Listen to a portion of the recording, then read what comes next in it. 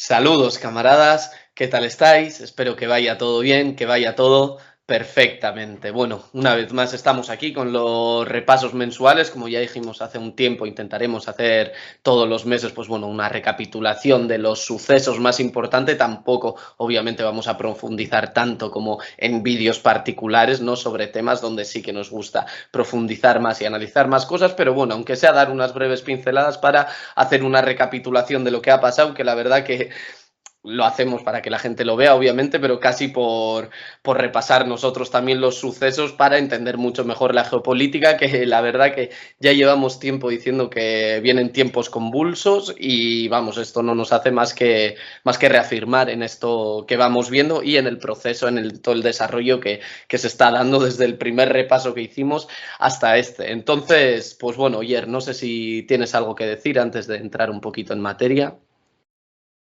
A mí lo que me está sorprendiendo mucho es que a medida que pasa el tiempo, ¿no? Se van creando como distintos escenarios para una especie de guerra mundial. O sea, si vemos actualmente el panorama geopolítico, tenemos distintos, como quien dice, frentes, ¿no? O sea, tenemos Ucrania en Europa, tenemos en el Pacífico el tema China-Taiwán, no olvidemos también las dos Coreas, ¿no? La necesidad de reunificación que tanto debería darse, ¿no? Luego, por ejemplo, tenemos en América la cuestión con Venezuela, Nicaragua, Cuba. En África tenemos el tema del Sahel, Oriente Próximo, Palestina, bueno, mejor dicho, el sionismo contra el eje de la resistencia. O sea, ya vemos, ¿no? Cómo se van poquito a poco, ¿no? Marcando como distintos frentes. Y me sorprende mucho porque de 2023 a ahora, o sea, ha habido como una especie de meter una marcha más en la configuración de este nuevo escenario, ¿no? Y la verdad que si nos paramos a pensar es que da miedo, ¿no? O sea, porque además al menos España, en el caso de España, está en el bando equivocado, yo siempre lo he dicho, ¿no? O sea, está en el bando del centro imperialista en este sentido. Y la verdad que vienen tiempos muy, muy difíciles y hay que estar a la altura y creo que desgraciadamente potenciado por las dinámicas de las redes sociales y demás, hay que hacer una autocrítica muy severa a la situación en la que nos encontramos, al menos los comunistas, los revolucionarios y demás, que caemos en pecados muy gordos como el seguidismo para unas corrientes u otras, el espontaneísmo, que lo he criticado muchas veces, ¿no? Y es una pena, pero bueno, hay que trabajarlo y bueno, yo creo que estos repasos vienen bastante bien para eso, ¿no? Para hacer, hacer una reflexión sobre todo lo que está pasando, ¿no? Porque permite eso, darnos cuenta de la configuración geopolítica que tenemos en la actualidad. Exactamente, como dices, está dándose un cambio muy potente y yo creo que si queremos hacer un análisis mínimamente serio, pues bueno, tenemos que estar al día y nada mejor que estos repasos pues para mantenernos un poco al día también y para ver cómo está avanzando todo el desarrollo, porque casi tomamos muchas veces los temas pasados y los actualizamos un poquito, así que pues si te parece vamos a ir empezando, Oyer, y pues bueno, para empezar obviamente, como ya llevamos yo creo que desde los primeros repasos, la guerra en Ucrania, la guerra que se está dando entre Rusia y Ucrania, que bueno, ya llevamos largo y tendido hablando sobre temas, vídeos, etcétera, pero bueno, de lo que más destaca o lo que más llama la atención, al menos en un principio, a mí al menos es la normalización que se está dando para con la guerra, ¿no?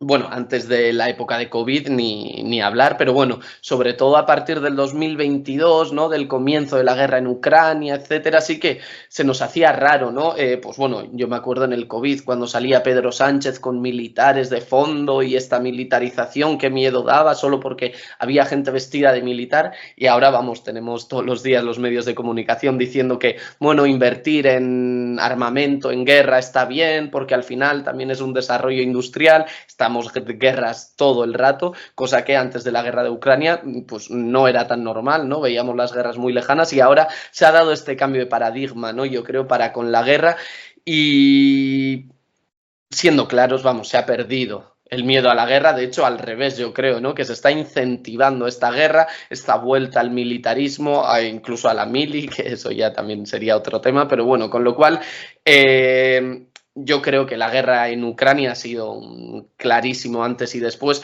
en este sentido en cuanto a normalizar la guerra, ¿verdad? Sí, así es. O sea, antes, a ver, no vamos a decir que no había guerras. Obviamente que había guerras, solo que tenemos una mentalidad demasiado eurocentrista, ¿no? Diría yo, de que, bueno, no pasa nada en Europa, es como no pasa nada en el mundo, ¿no? Es decir, no pasa nada en lo que se conoce como el primer mundo, pues no, en el mundo no pasa nada entonces, ¿no? Y eso es una mentalidad bastante eurocentrista, occidentalista, que nos han inculcado desde pequeños, pero que hay que ir superando también. Pero ¿qué es lo que ocurre? Que la guerra en Ucrania como que rompió ese paradigma, ¿no? Y al principio, las primeras semanas de la guerra de Ucrania, que no sé si te acordarás, pero nosotros estábamos de vacaciones en Irlanda, justo nos cogió ahí. Y nos sorprendió mucho porque fue un momento bastante caótico, ¿no? Todo eso y fue una ruptura eso en el paradigma geopolítico. Bien, porque ya había una guerra en suelo europeo, ¿vale? Y era como, ¡guau! Increíble, ¿no? Y claro, hemos pasado de que nos sorprenda ese hecho a que primero la misma guerra en Ucrania la gente le aburra y la normalice, y que empecemos incluso a normalizar procesos militaristas y guerras en otros lados. O sea, es una cosa increíble la capacidad que ha tenido la gente de asimilar esto, o sea, de normalizarlo. Y eso, lógicamente, también viene condicionado ya os digo, o sea, de las dinámicas existentes en las redes sociales. O sea, las redes sociales son muy tóxicas, o sea, son muy, muy tóxicas, pero es un arma de doble filo, nosotros siempre lo hemos dicho, ¿no? Y bueno, aunque la gente le empiece a aburrir la guerra en Ucrania, esto no significa que haya terminado el conflicto, ¿vale? O sea, aún siguen combatiendo el ejército ucraniano y los rusos, ¿vale? Pero sí que es cierto que incluso entre los ucranianos está cambiando la opinión respecto a lo que está pasando, ¿no? Y no solamente entre los ucranianos, sino en el propio gobierno y el propio Zelensky, ¿vale? O sea, os voy a proporcionar algunos datos, ¿no? De unas, bueno, datos no, resultados de algunas encuestas en las que se han hecho en la propia Ucrania que demuestran ese cambio de percepción respecto a la guerra. Por ejemplo, el jefe del grupo sociológico Rating, que es Alexei Antipovich, aclaró que desde 2022 a 2024 la popularidad de Zelensky cayó un 30%. Esto es, del 90% de popularidad o de aprobación que tenía Zelensky en Ucrania en 2022 ha pasado al 63% en 2024. ¿Vale? Una caída bastante gorda. Otra encuesta realizada por el centro sociológico Razumkov muestra que el 44% de los ucranianos piensa que ha llegado a la hora de negociar con Rusia. El 35% se opone y el 21% no sabe, no contesta, ¿no? O sea, no lo sabe. Ahora bien, tenemos que destacar que si bien hay ese cambio de percepción entre los ucranianos, hay una grave contradicción también ahí. ¿Por qué? Porque estas mismas encuestas arrojan los siguientes resultados. Es que la gran mayoría de los ucranianos, el 80%, se opone a las propuestas de Putin. Y el 60% no quiere una Ucrania neutral. Es decir, esto dificulta mucho un diálogo con Rusia, porque vemos que dicen que la mayoría dice que hay que empezar a negociar con Rusia, que la popularidad de Zelensky cae, pero no aceptan las condiciones que ponen los rusos.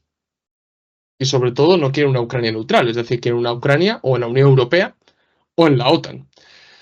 Entonces, ¿qué es lo que va a ocurrir? Que esto es una barrera muy, muy gorda a un diálogo con Rusia.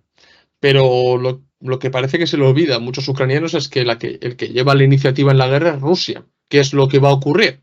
Que con el paso del tiempo Rusia va a dominar aún más y lo que va a pasar es que ya no haya diálogos, que haya imposición de condiciones porque Ucrania tendrá que rendirse. Entonces, claro, lo que va a ocurrir va a ser aún más humillante que las condiciones de Putin que puedan aceptar los ucranianos. ¿Vale? Entonces, esto es una contradicción bastante gorda que puede dificultar mucho un diálogo con Rusia.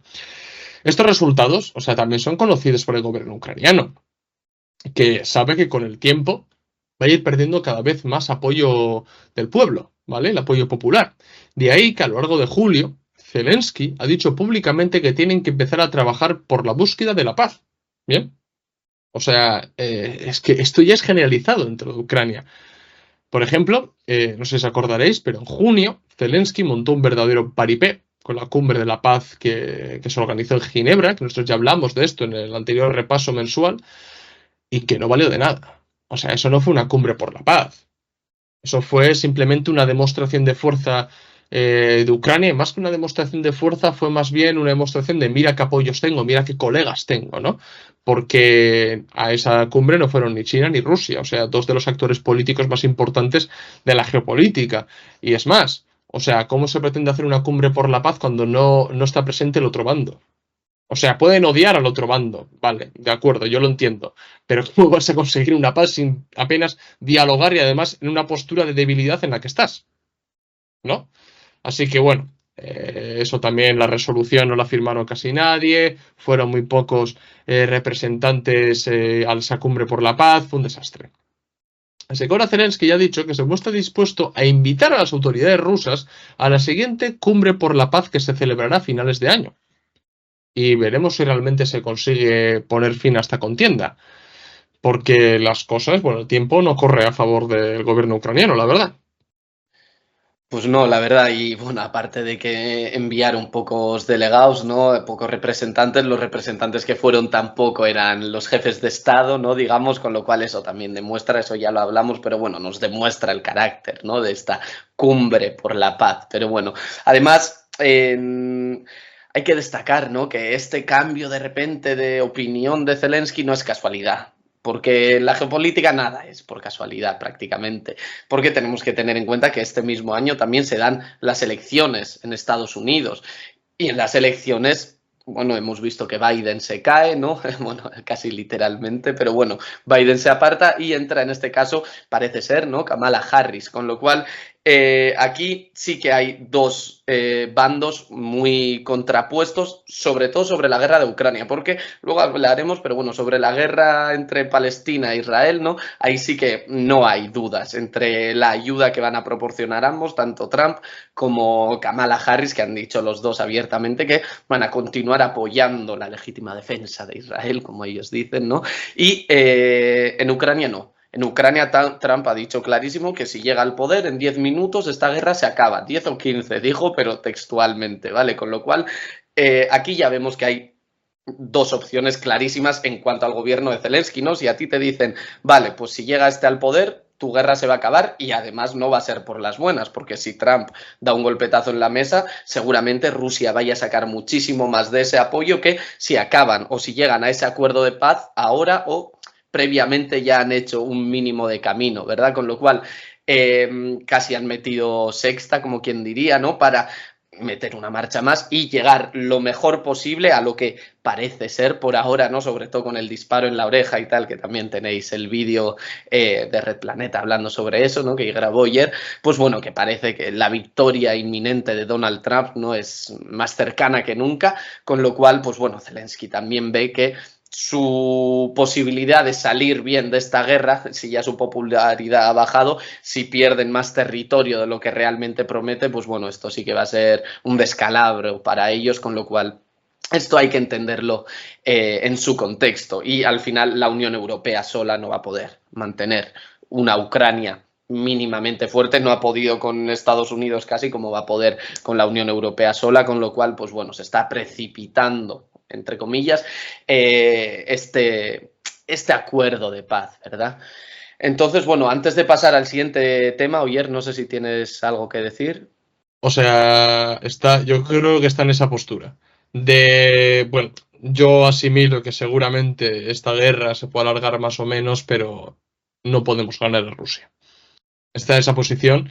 Vale, que igual gana Kamala y Kamala ya ha dicho que seguirán apoyando a Ucrania el tiempo que sea necesario. Sí, sí, pero si te aplasta a Rusia ya no hay tiempo necesario ahí. O sea, entonces ahí también se acabaría, pero con la victoria total, ¿no? Trump, bueno, sí, Trump también habla mucho, pero es un showman. O sea, sí, al cabo en 15 minutos la guerra. Seguramente Trump abogue por cerrar ese frente para, para poder enfocarse en otras cosas, pero, pero eso no significa que normalice completamente las relaciones con Rusia. ¿vale? Porque bajo el mandato de Trump también se aprobaron ciertas sanciones a Rusia, ¿vale? No lo olvidemos. Y a mí, es que a mí lo que me hace gracia, ya subí un vídeo, pero viendo los comentarios la gente se resiste a pensarlo, que Trump no es ningún pacifista. O sea, no lo es. O sea, Trump es otro militarista más. Solo que es de otro estilo. Es un nacionalista, el America First, ¿vale? O sea, eso el América primero, que eso te empuja a que todo lo que realices en política exterior te beneficie. Y si uno hace una valoración objetiva de lo que está pasando en Ucrania, se va a dar cuenta que no beneficien demasiado a Rusia, porque no tiene ninguna posibilidad de dañar realmente a Rusia. Porque si habría una posibilidad de dañar a Rusia, incluso Trump seguiría con la guerra. Todos, o sea, habría quórum en el gobierno, bueno, en las distintas tendencias políticas estadounidenses. Estarían todos de acuerdo en continuar. ¿Pero por qué no están de acuerdo? Porque saben que no va a tener beneficio inmediato o que no va a tener beneficio directamente. Entonces, claro, ahí está esa contradicción existente. Luego también hay que tener en cuenta que el Partido Republicano siempre ha sido más antichino y el Partido Demócrata ha sido más antirruso, ¿vale? Eso también hay que entenderlo. Pero ya os digo, o sea, Zelensky actualmente está en la situación de acabar esto de la manera ¿cómo decirte eso?, más honorable posible para estar en disposición de hacer menos concesiones cuando llegue una conversación con Putin. Está en esa situación. Exactamente, así que bueno, habrá que ver cómo se desarrolla, sobre todo yo creo que, si no me equivoco, en noviembre son las elecciones, pues bueno, justo ahí hasta noviembre ahora va a ser un periodo de mucho movimiento, desde acercamiento de presos, como ya hablaremos después, hasta unos mínimos del acuerdo, pues yo creo que se va a ir ya acelerando, así que habrá que ver el desarrollo, pero bueno, siguiendo hablando de guerras, en este caso la guerra entre Palestina e Israel, por supuesto, otro clásico en estos resúmenes, ¿no?, mensuales. Pero bueno, este último mes ha sido muy contundente en la guerra israelí-palestina y sobre todo ha habido un cambio muy grande. Oyer y yo desde el principio bueno, no desde el principio de la guerra porque nos tendríamos que remontar mucho, pero bueno, digamos desde el 7 de octubre, ¿no? Para ser más claros, pues ya hablábamos, ¿no?, sobre las líneas rojas y nos preguntábamos cuál será la línea roja. Salieron los bulos de los bebés decapitados de que era mentira. Pues bueno, mentir no es una línea roja. Masacrar civiles, hospitales, pues no, seguía aumentando esa línea roja y todavía no la sobrepasaban. Pues ahora ha habido un cambio muy grande, sobre todo que ha sido que estamos a las puertas de una guerra regional en Oriente Próximo, es decir, que entran otros estados. La guerra ya no es solo en Palestina e Israel, sino se está expandiendo, con lo cual, como os he dicho, estamos a las puertas prácticamente, por no decir que en un futuro en las clases de historia se estudiará que ya ha empezado prácticamente esta guerra regional en Oriente Próximo, sobre todo. Bueno, este vídeo lo estamos grabando a principios de semana, ¿vale? Con lo cual, si sucede algo en este tiempo, pues obviamente no vamos a llegar, no nos vamos a poder hacer eco, pero bueno, esto lo dejamos claro antes de seguir un poco con el tema, ¿vale? Este último mes Israel ya se ha decidido abiertamente, ¿no?, con entrar con otros estados que la verdad que no se le están poniendo para nada fácil, sobre todo desde el 7 de octubre. En este caso, la guerra va a ser casi contra todo lo que se conoce como el eje de la resistencia, ¿no?, entre otros muchos, el Líbano, Irán, etcétera, etcétera. Pero bueno, queremos hacer un vídeo, eso ya lo adelantamos, concretamente sobre esta posible expansión de la guerra o esta guerra que se vaya a dar, etcétera. Pero bueno, ahora, aunque sea unas breves pinceladas para que entendamos. Hay varios agentes en terceros estados, terceras guerrillas, ¿no? Y en este caso una de las más importantes desde el 7 de octubre, sobre todo, ha sido Hezbollah, que ha salido a la defensa de la resistencia palestina, sobre todo desde el 7 de octubre, lanzando, pues bueno, misiles, drones, etcétera, distintos proyectiles contra territorio sobre todo del norte de Israel, ¿vale? Sobre todo este intercambio de proyectiles, de peleas, etcétera, ha sido constante entre Hezbollah e Israel, pero bueno, ahora ya sobre todo durante este verano sí que Netanyahu, vamos, ha hablado abiertamente sobre una posible guerra abierta contra el Líbano, introduciendo un tercer estado a esta guerra, ¿vale? Además, los aliados le dicen que no vaya a esta guerra, los aliados de Israel, por supuesto. Pero bueno, Israel, visto que casi no tiene líneas rojas, como decíamos anteriormente, pues bueno, seguramente tirará para adelante y habrá que ver hasta dónde, pero sobre todo llama la atención que esta beligerancia para con otros estados por parte de Netanyahu, ¿no? Como representante, viene sobre todo de la vuelta de esta persona de los Estados Unidos, con lo cual, pues bueno, casualidad o no, no lo sabemos, seguramente todavía a corto plazo nunca lo sepamos, pero bueno, es bastante destacable que a la vuelta de Estados Unidos se haya sentido seguro como para atacar a un tercer estado, que no es poca broma. Además, cuando volvió de Estados Unidos, ten en cuenta que se había reunido con Kamala y con Trump. Con los dos. O sea, con los dos. Vale, ahí vemos que, ya lo dije en un vídeo y lo vuelvo a decir, estar a favor de Israel es una política de Estado, ¿vale? De Estados Unidos. No es el Partido Demócrata, el Partido Republicano. No, no, no, no. No hay discusión. El sionismo se apoya en Estados Unidos. Punto. Ya está. Eso sí que es una línea roja para Estados Unidos. El sionismo se apoya. O sea, más o menos desde Kennedy, ¿sí? Al que mataron, no ha habido ni un solo presidente estadounidense que no haya sido sionista. ¿Vale? Ya se decía que si el sionismo está detrás de Kennedy, tal, tal, tal. Es verdad que ha sido los presidentes que menos, ¿cómo decirte?, sionista ha sido. ¿Vale? Pero todos los demás, o sea, sionistas, todos. Que no judíos, ojo, cuidado, ¿eh? Que hay que aprender a diferenciar, que mucha gente se pierde con estas cosas. Pero ya te digo, vino tras haberse reunido con Trump y Kamala, lo que crea esa sospecha, ¿no? De si recibió permiso para poder hacer esta nueva escalada. Bueno, vamos con otro hecho, por ejemplo, que ocurrió en julio también, ¿no? Por ejemplo, el municipio druso-sirio de Magdal Shams, situado en los altos del Golán. Bien, recordad que los altos del Golán también están ocupados por Israel desde la guerra del 67. Bien, pues este municipio fue bombardeado o atacado con misiles, matando a 10 adolescentes que estaban jugando un partidito de fútbol, ¿vale? Israel culpó a Hezbollah, ¿cómo no? Mientras que Hezbollah ha asegurado que ha sido Israel, ¿vale? Lo de siempre. Pero aquí hay demasiadas cosas que chirrían y hablan muy mal de Israel y no de Hezbollah. Porque claro, todas las cosas, la gente tiene la capacidad de entender los hechos aisladamente y no conectarlos, ¿no? Y el que ha estado constantemente durante estos últimos meses de vamos a ir a una guerra con Hezbollah, vamos a invadir el Líbano, ha sido Netanyahu. O sea, Hezbollah lo que se ha limitado desde el 7 de octubre es atacar el norte y a desviar los esfuerzos de Israel para poder echar una mano a la resistencia palestina, ¿vale? Pero el que ha estado, vamos a invadir, vamos a invadir, vamos a invadir, vamos a atacar, pam, pam, pam, ha sido Israel, ¿eh? Bien. Y aquí está la sospecha de que Israel ha intentado usar este ataque como un casus belli para poder ir a por todo contra el Líbano, bueno, contra Hezbollah concretamente, ¿no?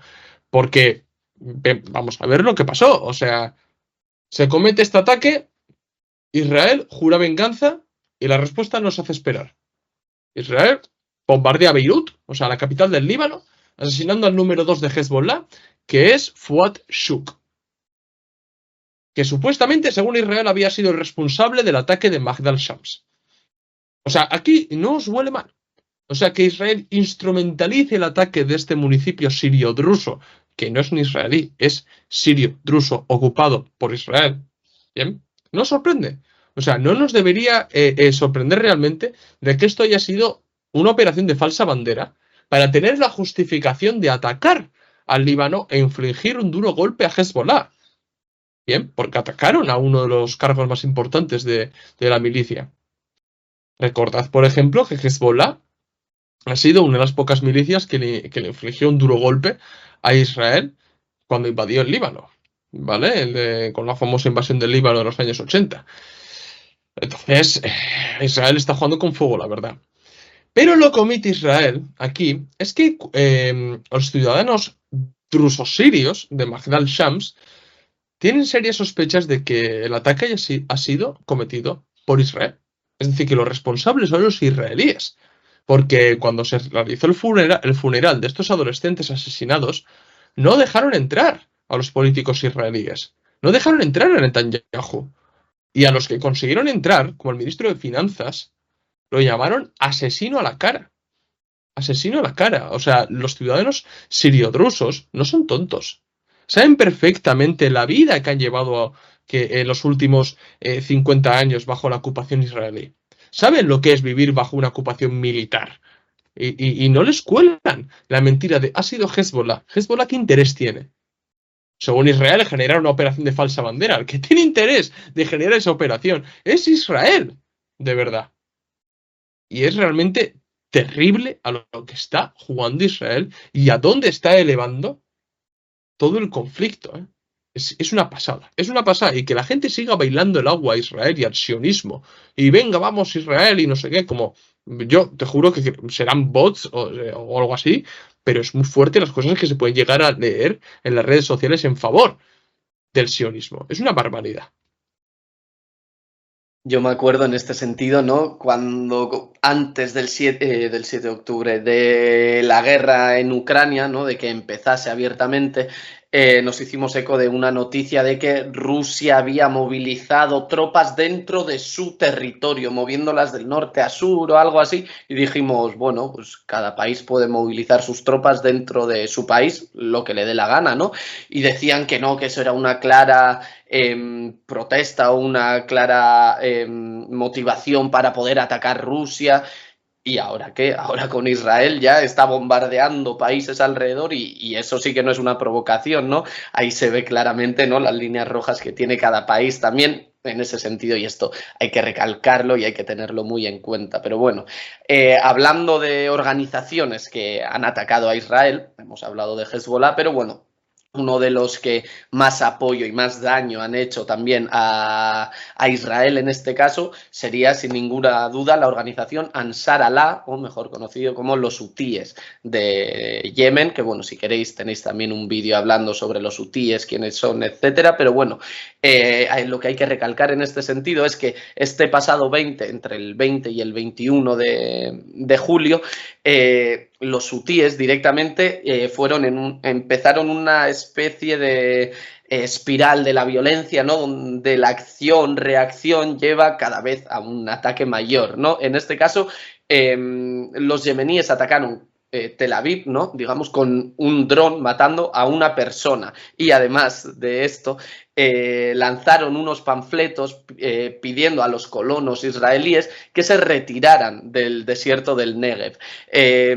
Esto es muy llamativo, ¿no? Porque es una táctica que ha utilizado Israel abiertamente contra los palestinos, donde lanzaba estos panfletos diciéndole, iros de aquí que lo vamos a bombardear. Y es bastante curioso, ¿no? Como los hutíes han cogido y han dicho, sí, pues vamos a hacer nosotros lo mismo y a ver si esto justifica que yo bombardee y asesine, ¿no? Obviamente Israel no se va a quedar atrás, con lo cual, un día después, prácticamente seguido, Israel respondió y muy duramente, ¿vale? Bombardeó el puerto de Al-Judeida. Seguramente lo habré dicho mal, pero bueno, esta respuesta dejó 3 muertos y 87 heridos, ¿vale? Es decir, comparando con el muerto, que bueno, no es poco tampoco, pero bueno, ya vemos ya que esta escalada va mucho más allá, ¿vale? Y además Al-Judeida es importante recalcar que es la principal entrada de la ayuda humanitaria a Yemen, ¿vale? Con lo cual no están bombardeando un puerto al azar, sino un puerto muy importante para ellos, ¿vale? Con lo cual esto, además de los 3 muertos y los 87 heridos, aumenta más el daño, ¿no? Como quien dice. Pero bueno, poco tiempo después, obviamente, los yemeníes volvieron a responder en este caso y lanzaron misiles balísticos, en este caso contra la ciudad de Eilat, en Israel, ¿vale? Con lo cual vemos que estas acciones de los yemeníes, de los hutíes, ya llevan un cambio también en su propia estrategia. Es decir, hasta ahora veíamos, ¿no?, cómo los hutíes estaban bloqueando todo aquel barco que fuese a Israel a llevar armas o después hacer cualquier comercio con Israel, etcétera, que fue de los primeros que le plantaron cara a Israel claramente y a otros estados. Pues ahora ya no les sirve con parar estos barcos o con defender, digamos, su puerto, sino que van más allá y ahora sí abiertamente están atacando a Israel. Obviamente el conflicto está escalando, con lo cual habrá que ver hasta qué punto sigue escalando, pero bueno, los hutíes aquí yo creo que tienen mucho que decir, al igual que Hezbollah, se ha visto que le han hecho mucho daño a Israel y habrá que ver cómo avanza porque se le están abriendo muchos frentes a Israel y esto puede ser muy peligroso para ellos también. Y los yemeníes, o sea, la verdad que si uno ve, ¿no?, el contenido que suben y demás, son de los más implicados en todo esto. O sea, son de las organizaciones pero es que más implicadas. Y es sorprendente, ¿no? Porque hasta hace poco nadie había oído hablar de los hutíes, ¿vale? Ya sé que a mucha gente no le gusta que se le llame hutíes, pero bueno, para que se entienda, ¿no? Y la última acción israelí, ya más potente, que ha sido, en mi opinión, la gota que ha colmado el vaso, ha sido el asesinato de Ismail Haniyeh, líder del buró político de Hamas, el cual se encontraba en Teherán, ¿vale? O sea, esta acción, aparte de ser un duro golpe para Hamas, ha sido un ataque a suelo iraní. Otro más, ¿vale? Recordad cómo respondió Irán, que luego Israel se hizo caquita encima cuando respondió Irán. Pues ahora ya ha sido, ya os digo, la gota que colma el vaso. Puede ser la causa que inicie una guerra regional en Oriente Próximo, porque Irak, Yemen, la Resistencia Palestina, Líbano o Hezbollah e Irán han prometido una dura respuesta conjunta contra Israel. O sea, le pueden hacer un sándwich, literalmente hablando. Claro, ¿qué es lo que ocurre ahora Estados Unidos a Irán? Por favor, conteneos, absteneros de atacar.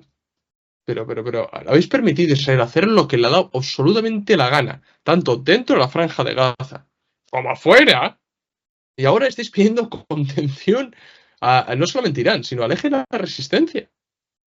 O sea, claro, y ya se está diciendo que estaban valorando entre Israel atacar de manera preventiva a Irán para que se cortaran. Bueno, que jueguen con fuego. O sea, están un pasito de declararle la guerra al sionismo. Esto es muy grave, porque Irán ya recientemente ya formalizó acuerdos con Rusia y demás. O sea, esto puede ir más allá. Esto puede ser brutal, la verdad, puede ser brutal. Lo dijimos, la gente se rió cuando subí el short, pero lo dijimos. Palestina es el centro del mundo. Esto no es cachondeo. Cuando dijimos esto nos referíamos precisamente a lo que puede ocurrir.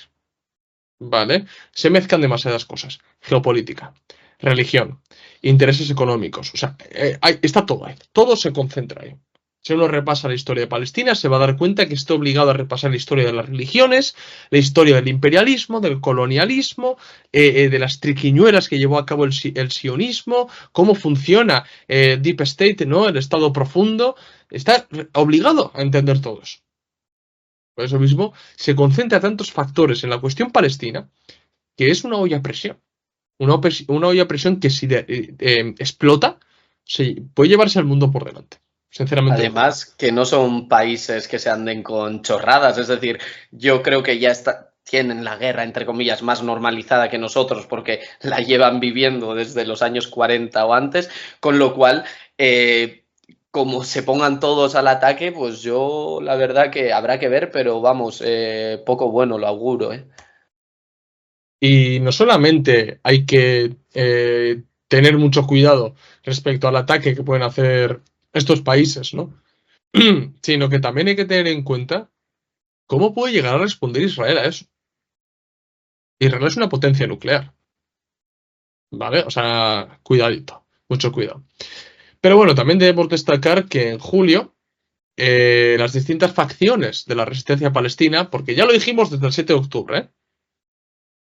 En Palestina no está solo Hamas, ¿vale? Lo que hay es la resistencia palestina. Es decir, hay muchas facciones con distintas ideologías que se han unido para combatir el sionismo, ¿no? Pues a petición del gobierno chino se reunieron todas las facciones en Pekín. Y las acciones de los chinos han sido muy importantes porque consiguieron que las dos principales organizaciones políticas, que son Hamas y Fatah, ¿vale?, llegasen a unos puntos mínimos, como es la creación de un gobierno de unidad nacional que se crearía tras la guerra, ¿vale?, tras sacar las tropas israelíes de Gaza. Es cierto, por ejemplo, que organizaciones como la Yihad Islámica días después dijeron que no era totalmente cierto, que todas las facciones estuvieran de acuerdo y que chirriaban en algunos puntos. Bueno, es verdad que se pueden generar algunas disputas políticas. Pero lo importante aquí, sí queremos recalcar, que es la diferencia, por ejemplo, entre Estados Unidos y la Unión Europea y el papel que está llevando a cabo China en todo esto. O sea, es totalmente distinto. Mientras que Estados Unidos y la Unión Europea defienden, por ejemplo, la solución de dos estados de manera abstracta, más que nada para calmarse ellos y quedar bien de cara a su pueblo, China no es otra cosa que unir a la resistencia palestina y que acuerden crear un gobierno de unidad nacional. O sea, hay una gran diferencia, ¿vale? Cuando subí, por ejemplo, el post, muchos me decían, ¿pero cómo puede jamás pactar con Fatah? A ver, que no, comprender la situación en la que están. Primeramente, no es una supeditación de Hamas a Fatah. No es una supeditación del resto a Hamas o a Fatah, no. Es un acuerdo entre todas las facciones para crear un gobierno de unidad nacional. ¿Vale? Eso es lo que hay. Y tener en cuenta que no están en una situación normal. Están combatiendo realmente, están impidiendo un genocidio. O sea, que a veces hacer análisis súper ideologizados no es bueno. No es bueno porque impide entender este tipo de cuestiones. Impide entender este tipo de cuestiones y que hay que preguntarse, ¿es un paso adelante la creación de un gobierno de unidad nacional? Sí, lo es. Lo es. Una nación como la que es Palestina, que está oprimida y que nunca ha tenido derecho a la descolonización.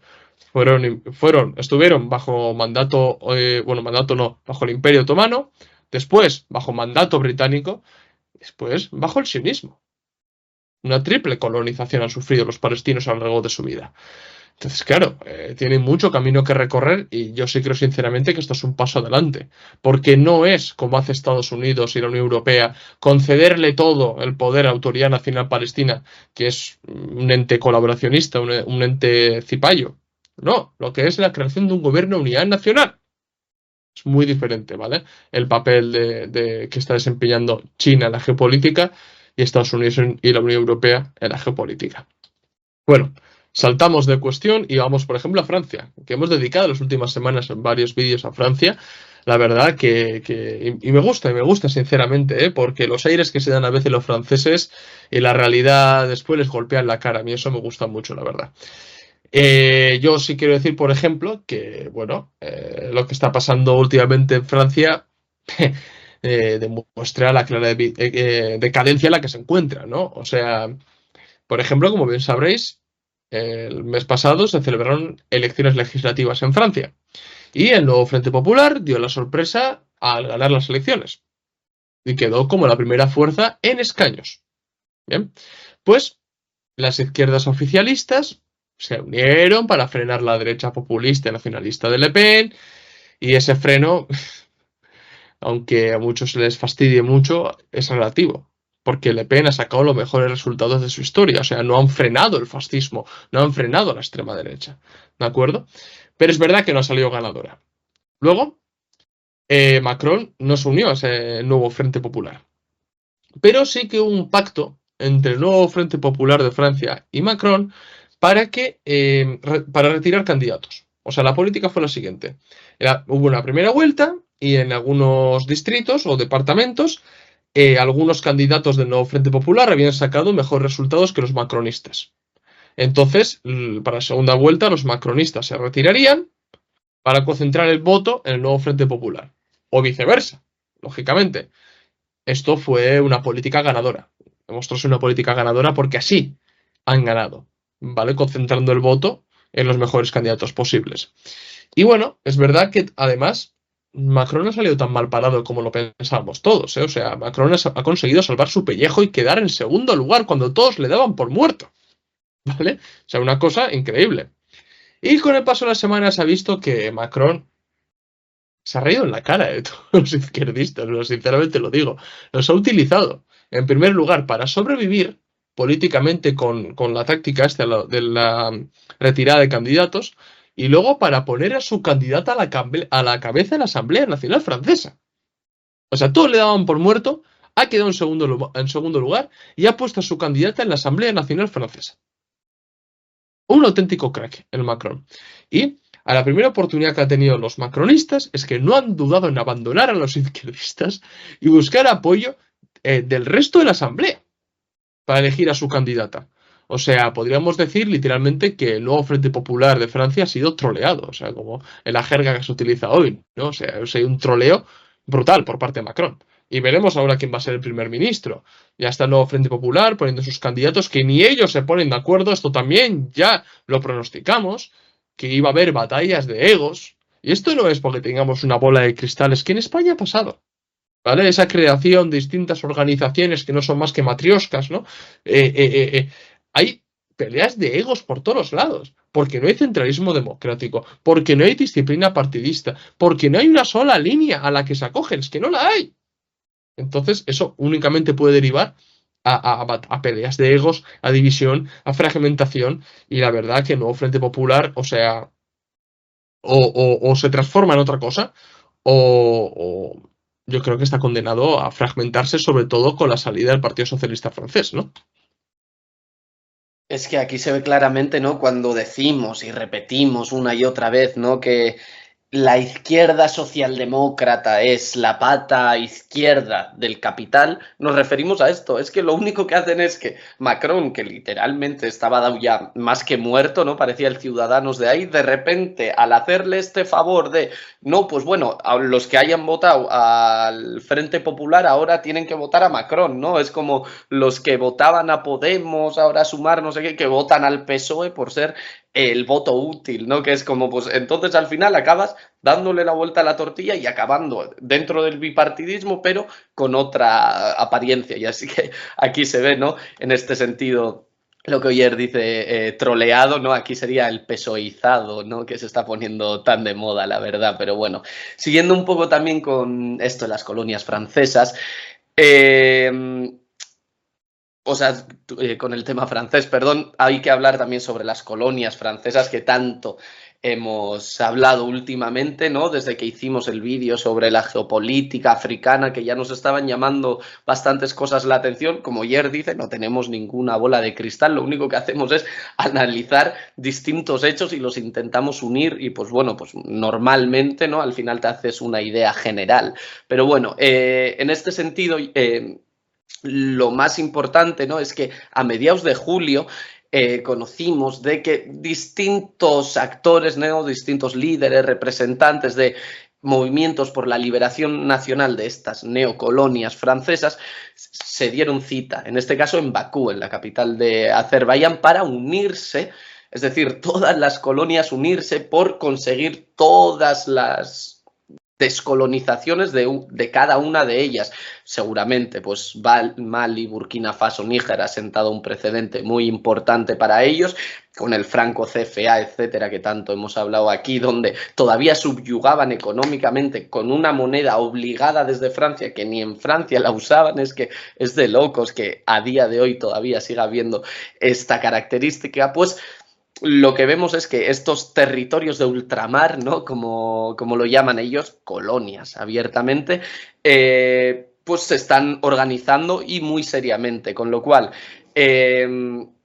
también, ¿no? Como ya llevamos tiempo hablando sobre los canacos, han puesto el tema una vez más en el centro el tema de la liberación nacional, etcétera, y no solo Kanaki, sino movimientos de liberación nacional de Kanaki, Guadalupe, la Polinesia francesa, Martinica, Guayana francesa, etcétera, pues han decidido unirse en la capital de Azerbaiyán para dar comienzo al primer congreso de las colonias francesas, el primero que esperemos y seguramente no será el último, con lo cual el objetivo obviamente es anticolonial, es decir, librarse del yugo colonial francés, literalmente en este caso sí que no es solo económico, sino también político, abiertamente. Cuando hemos hablado de Kanaki esto se ha quedado bien claro, y ejercer esta lucha de liberación nacional abiertamente sobre Francia, con lo cual es verdad que Francia, ¿no? Al igual que hablamos de Estados Unidos como en decadencia y que está dando sus últimos coletazos,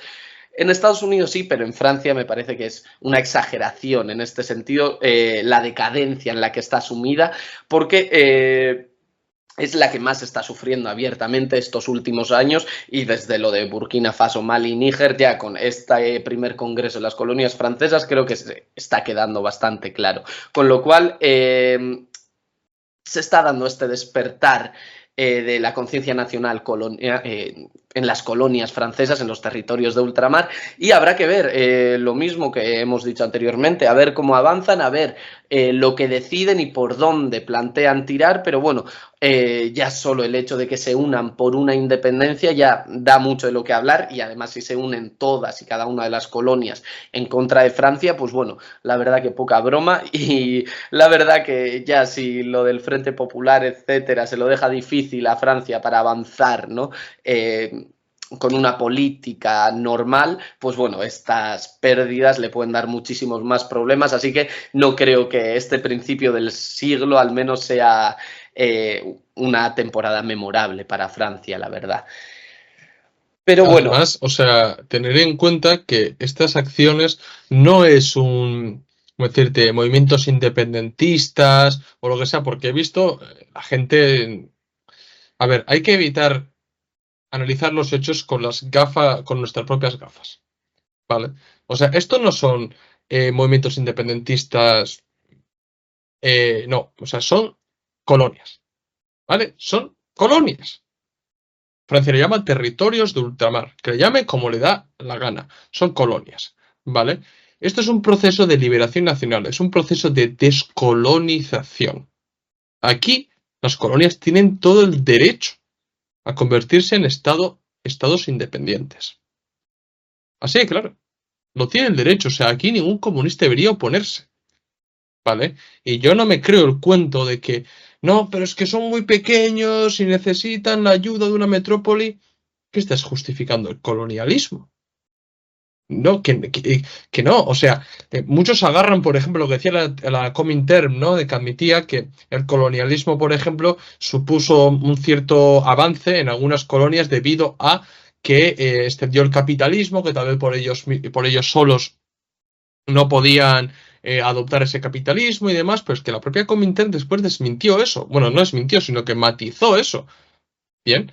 Y no nos podemos coger a ciertas cuestiones de manera dogmática, pero luego omitir otras cuestiones que también dicen los mismos comunistas. O sea, a ver, no van a hacer trampa. O sea, los canacos, los de Guadalupe y demás tienen todo el derecho del mundo a convertirse en estados independientes. O sea, tienen derecho a conquistar su soberanía nacional. Y además, lo importante aquí es que, teniendo el precedente de lo que Francia ha hecho en África, ese colonialismo puede no venir con un neocolonialismo. O sea, pueden realmente conquistar su soberanía nacional. Bien, o sea, yo creo, no sé las intenciones, ¿no? Esto ha sido simplemente una presentación, digámoslo de alguna manera, este primer congreso, pero creo que puede dar un salto cualitativo muy, muy importante si intentan ligarlo a las cuestiones de desneocolonización que se está dando, por ejemplo, en el Sahel. Ahí haría muchísimo daño. Bien, y además han entendido muy bien que Nueva Caledonia o Kanaki, Polinesia Francesa, Martinica, por sí solas, una lucha de liberación nacional contra Francia no pueden. Han entendido muy bien que tienen que unir sus esfuerzos para llevar a cabo eso. ¿Vale? Entonces, bueno, hay que saludar este tipo de procesos, la verdad, y que la gente tampoco se quede. Es que se ha celebrado en Azerbaiyán, como si se celebra en la Conchinchina, me da igual. ¿Vale? O sea, sabemos todos lo que es Azerbaiyán y que es un país sumamente reaccionario también. Azerbaiyán, y hemos visto lo que ha hecho con Armenia, pero que eso no quite el derecho que tienen estas colonias a la descolonización, ¿no? Que a veces también separa el grano de la paja, lógicamente. Exacto, a veces parece que si no nos gusta al 100% ya hay que señalar esa diferencia mínima, pero bueno, bastante que se han juntado, la verdad, y pues eso, habrá que ver los avances, pero vamos, que esto nos sigue alegrando, por supuesto. Pero bueno, ahora pasamos ya un poco a la parte final de este repaso mensual, donde queremos hacer unos breves apuntes sobre algunos sucesos que han pasado. Obviamente hay sucesos de los que no hemos hablado por varias razones. Puede ser porque haya pasado hace poco y no nos haya dado tiempo a analizarlo lo suficiente, porque ya sabéis nuestra política de tener que dejar un poco de tiempo para analizarlo todo bien, o si no, simplemente porque tenemos otros vídeos, como es el caso del ataque hacia Donald Trump, Kamala Harris y Biden, este cambio, etcétera, ¿no? Que podéis encontrar vídeos de eso en este sentido en los vídeos de Red Planeta clásicos que subimos, ¿no? Como es el caso también, por supuesto, de las elecciones en Venezuela, en las cuales ya hemos empezado a hacer ciertos vídeos, ciertos análisis, etcétera, con lo cual, pues bueno, tampoco queremos entrar ahora, ¿no? Porque creemos que, bueno, vamos a tener en este caso Maduro y Edmundo para un tiempito, igual que tuvimos a Guaidó y luego se les olvida, pues bueno, en este sentido es esto lo que ha salido a la palestra, así que, pues bueno, habrá que ir poquito a poco y conforme salgan nuevos temas, pues obviamente haremos nuevos vídeos, pero bueno, algo que nos ha pillado por sorpresa, la verdad, ha sido, y que nos alegra mucho, por supuesto, sería la liberación de Pablo González, ¿vale?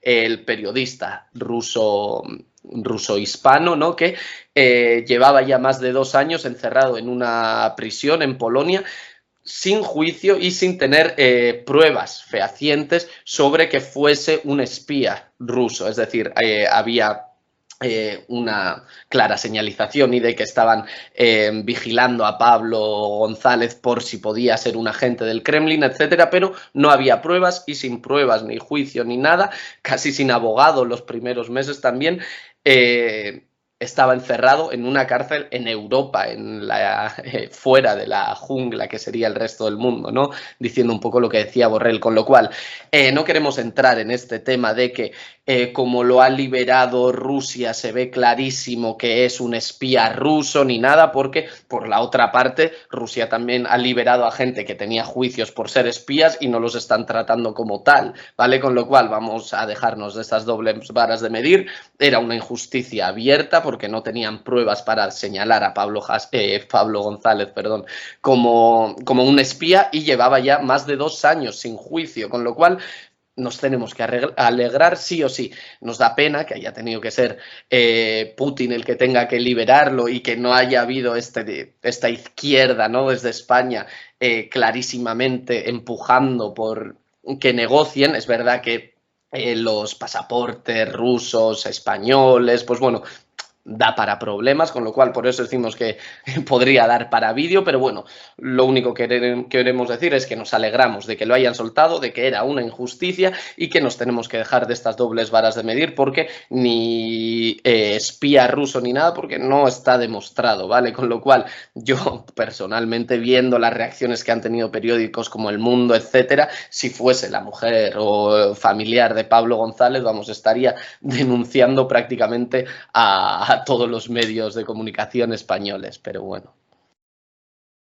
Yo sí quiero decir, al fin y al cabo, ¿no? Poco a modo de ¿cómo decirte? No repaso tampoco, sino reacción, ¿no? Al vídeo que subí sobre las elecciones de Venezuela, ¿no?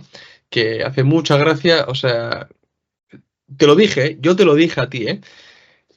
Los chavistas nos van a llamar que estamos a favor de la oposición y la oposición nos van a llamar chavistas. Y dice, a ver, por favor, o sea, yo recomiendo a la gente primero que vea el vídeo entero. O sea, a mí no me vale ver 8 minutos del vídeo y decir, son chavistas, o lo contrario. No, no. O sea, nosotros no nos tomamos un tiempo para hacer un guión, grabamos el vídeo, lo editamos, cogemos las fuentes para que la gente entienda lo que le salga de ahí. O sea, no lo hacemos para eso.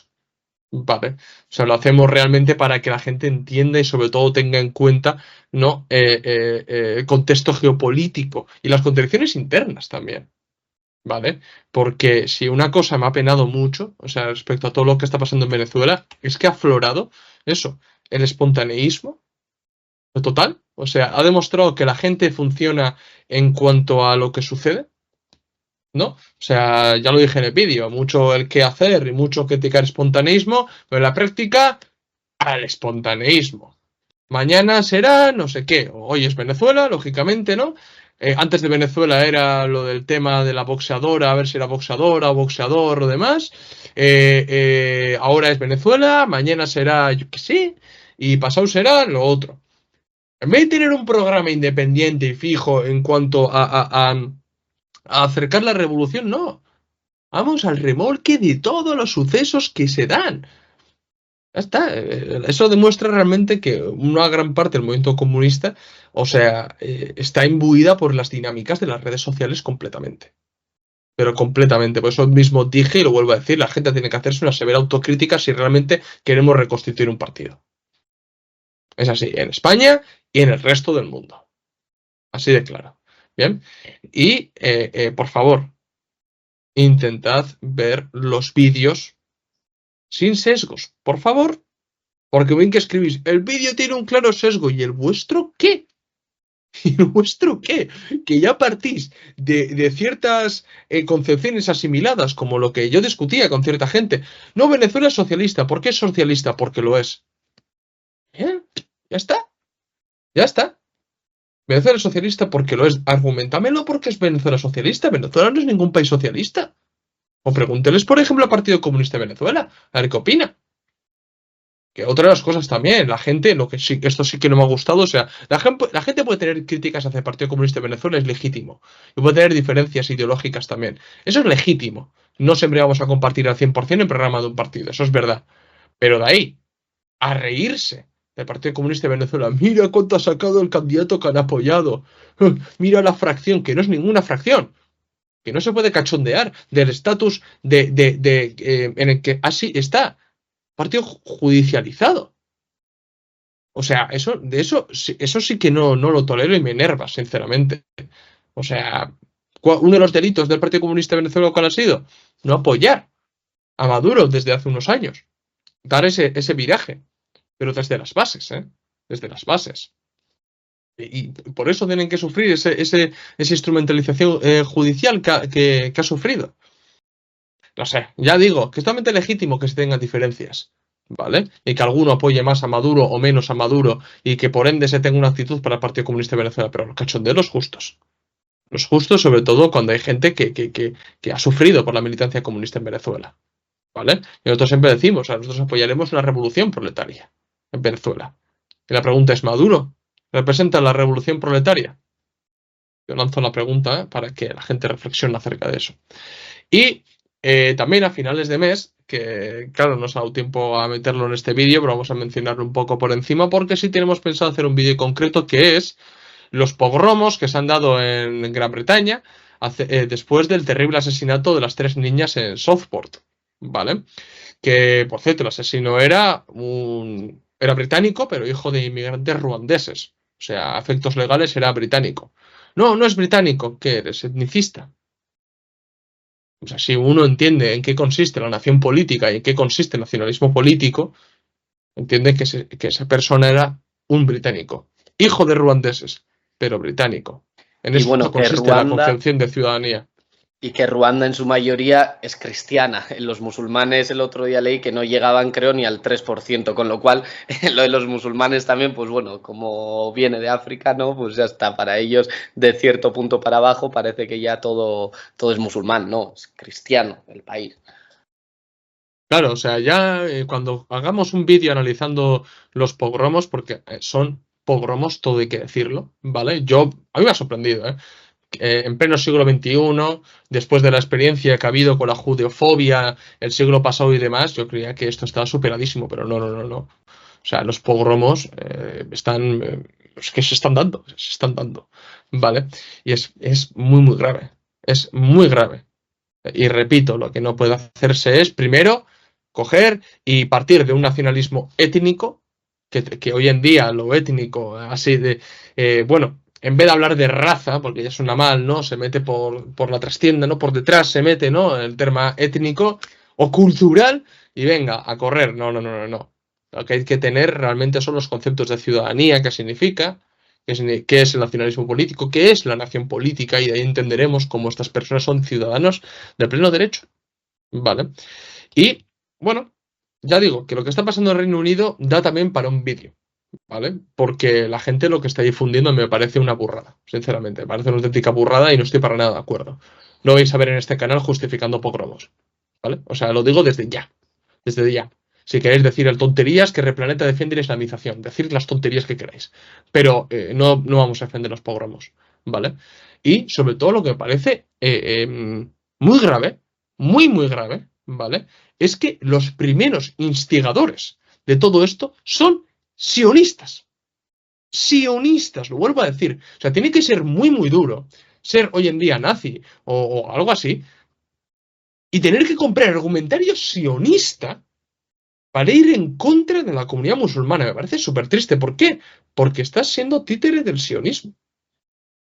Y ahí es donde nosotros decimos, conspiración judeo-bolchevique, no, conspiración sionista, si queréis. Porque la élite no son todos judíos, pero sionistas, la gran mayoría. La gran mayoría está a favor de que exista el Estado de Israel en Oriente Próximo, porque es una extensión de colonialismo occidental en Oriente Próximo. ¿Vale? Y lo que me ha llamado muchísimo la atención de la gente que, ¿no? Porque en las redes sociales, lógicamente, hay muchos comunistas que se han opuesto a estos pogromos, como tiene que ser, hay que oponerse a estos pogromos, porque no se puede justificar una barbaridad como el asesinato de estas tres niñas, pero tampoco se puede justificar la generalización y de que se vaya a la caza del musulmán. O sea, esto no es un combate contra una religión, esto es simplemente un pogromo en el que se va a por personas inocentes. O sea, sacando a taxistas. O sea, uno que ha estado, por ejemplo, en Londres sabrá que la mayoría de los taxistas son inmigrantes. Y muchos de ellos de países de origen mayoría musulmana. Sacando a la gente de taxi esperando una paliza.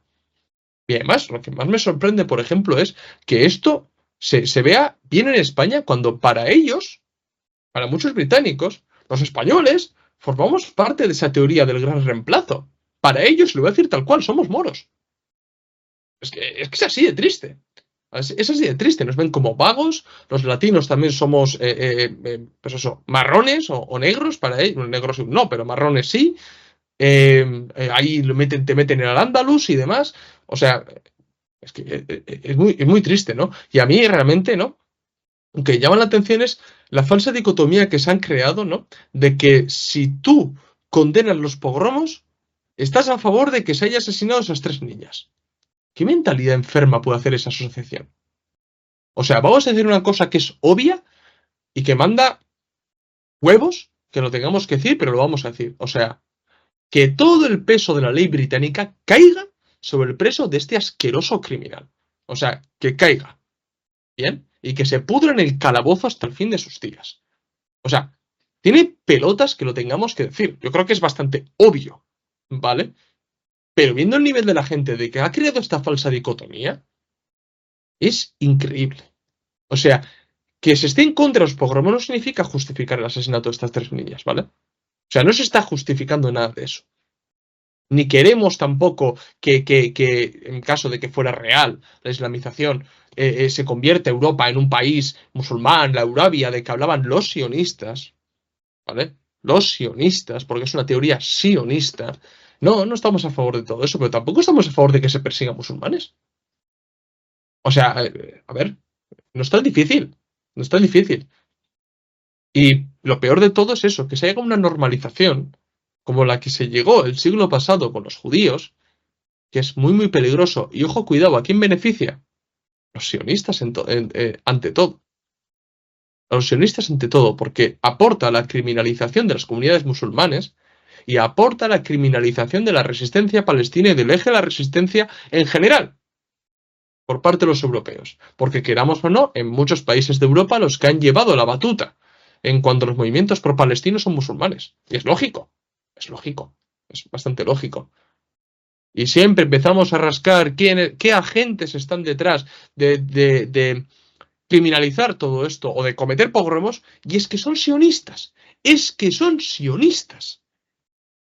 Y no, desde Replaneta al menos no vais a ver ninguna justificación a nada de esto. Esto es asqueroso, tanto el crimen que se ha cometido, asqueroso, asqueroso, yo puedo entender la rabia, y más aún de los familiares, lógicamente, pero no vamos a justificar la generalización, no vamos a justificar porque las generalizaciones es una falacia en sí mismo, ¿vale? Y menos aún que se conviertan en pogromos, es que no se puede justificar.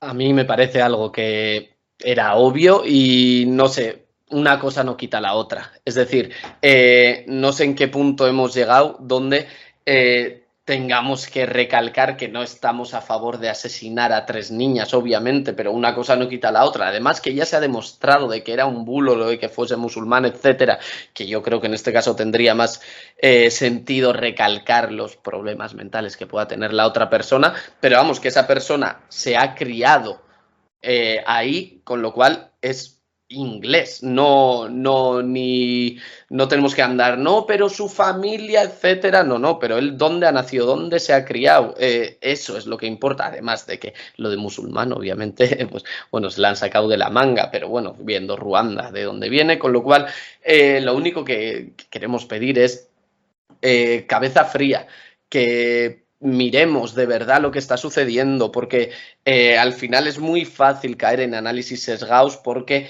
lo que leemos, pues bueno, puede tener ciertos sesgos que al final también nos dirija a nosotros, con lo cual en ese sentido tenemos que tener más cuidado y sobre todo no bailarle el agua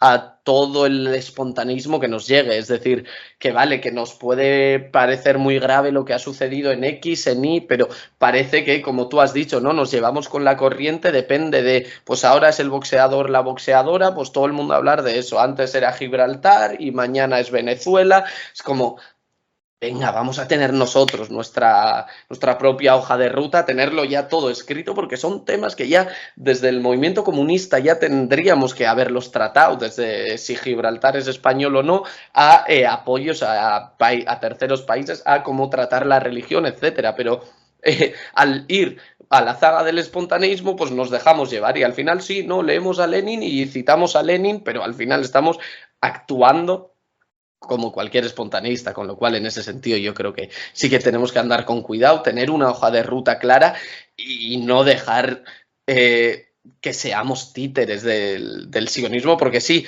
en este sentido, ¿no? Lo que decía ayer, ya me fastidiaría ser nazi y tener que seguir, tener que bailarle el agua a todos aquellos temas sacados por sionistas. Judío y sionista siempre es cosa diferente, pero bueno, Israel en un principio no debería ser muy del agrado de los nazis, aunque obviamente acuerdos de Javara, etcétera, ya eso es otro tema, pero bueno, pero es que nosotros tampoco podemos caer porque tenemos que entenderlo todo como un global y para esto nos sirven los repasos mensuales, para ver la criminalización que se está dando, en este caso hacia los musulmanes en el Reino Unido y bueno, en varias partes del mundo, como un aparato total del sionismo también para poder justificar su discurso antimusulmán, que no solo antimusulmán, obviamente atacan los cristianos palestinos, etcétera, etcétera, pero bueno, en general, como es una guerra contra Hamas, como dicen ellos, pues tenemos que entender este contexto, con lo cual tengamos ojo, vamos a leer, vamos a analizar bien, vamos a contrastar ideas y de ahí ya sacar una hoja de ruta propia, por favor, que parece que no nos cansamos de ir a la zaga del espontaneísmo, pero bueno. Además, en el caso de, por ejemplo, de teorías como Euralia, de Dimini, o sea, que se está dando, por ejemplo, la sumisión al dominio islámico en Europa y demás, que eso está bastante de moda, eso lo dice Bat Yeor, o sea, Giselle Orebi, que es judía. O sea, es verdad que nunca se ha considerado sionista, pero bueno, apoya al Estado de Israel. De facto eso es ser sionista, ¿no? Pero bueno, es judía sefardí, esta señora, Bat Yeor. Le invito a la gente que investigue, a ver quién escribió el libro Arabia de Euro-Arab Axis. O sea, es de Bat Yeor, ¿vale? O sea, luego Abascal hablando de Eurabia y no sé qué, aunque o sea, Abascal es otro sionista, ¿no? Pero bueno, me hace mucha gracia, o sea, por favor ver de dónde vienen y cuáles son los intereses en todas estas cuestiones, ¿vale? Y ahí empezaréis a entender por qué se difunden ciertas cosas y por quiénes lo difunden, ¿no? Y bueno, pues vamos a dejarlo aquí. Espero que os haya gustado el repaso de julio. Si es así, dejadnos un like. Si sois nuevos, suscribíos al canal. Recordad que en la descripción del vídeo tenéis el enlace de PayPal para donarnos dinero, ayudarnos a crecer y que podamos mantener el canal. También tenéis en la descripción del vídeo los enlaces de los documentos que tenemos solamente en Gumroad. Y bueno, documentos y libros que tenemos solamente en Gumroad. Y pasaros por blog de entrevistas también, que tenemos entrevistas muy interesantes que creo que os van a gustar mucho. Bueno, y seguirnos en las redes sociales también, lógicamente, Twitter, TikTok, Instagram y Facebook. Y nada, nos vemos en otro vídeo. ¡Salud, camaradas!